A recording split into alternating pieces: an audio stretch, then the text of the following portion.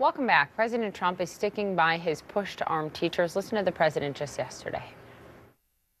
It's critical to have armed personnel available at a moment's notice. These are people, teachers in many cases, that are the highest trained that you can get. He was meeting with members that are part of this commission on school safety. It goes a step further, though, than what they have recommended. That report says schools should work with law enforcement to arm school personnel, not directly teachers. The report also suggests an Obama-era regulation designed to limit punishing minority students at higher rates. The commission claims that that policy actually makes schools less safe by discouraging schools from punishing students properly.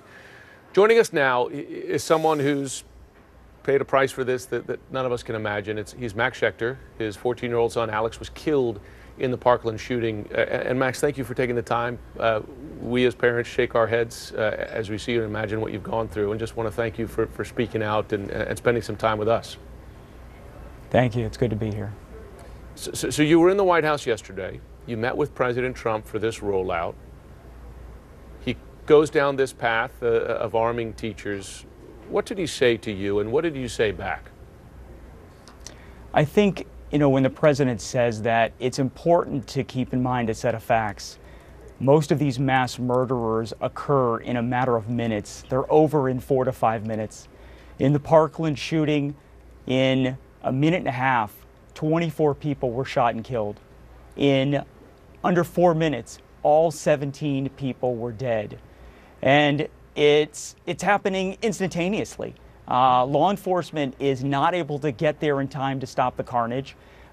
This murderer reloaded his gun 5 times. There were 5 times he had an empty gun, where if an armed personnel was armed, they could have stopped and eliminated this threat. The last thing we want is to have a guy with a gun, an AR-15, walking down the hallway intent on murdering your son or daughter. And if this happens, the question is, do you want an armed person there to defend your child and to take him out, eliminate him? Yeah. And unfortunately, we've got 400 million guns in the United States. We've got 11 million AR-15s, and this is the new normal. As sad as it is, I want it to stop, but I wake up every day missing my little boy, and number 2, worried about the next school attack. We know the next mass murder is already out there. We know the next gun is out there. The question is, how are we going to make our schools safe? Look, there he is, and we will keep his picture on this screen so everyone can look at that smile of your 14-year-old boy that you should never have lost.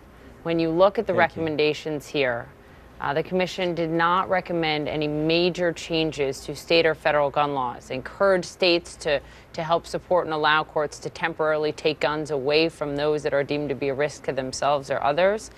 But do you want to see further action on the gun front? Yeah, absolutely. I'm in favor of gun safety and gun measures to make sure that all children, all teachers are protected. So that's something that we can definitely talk about, but I think this is a good first step.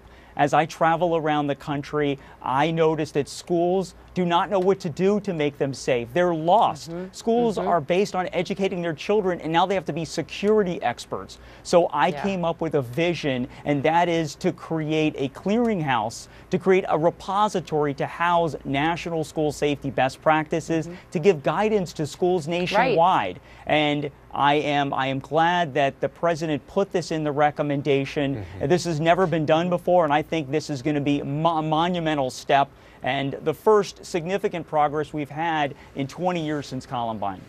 Before you go, Max, this is an unbelievably hard time for you. The holidays, of course. We can't understand what it's like to be in your shoes, but tell our viewers what you want them all to remember about your son as we put his image, Alex, back on the screen.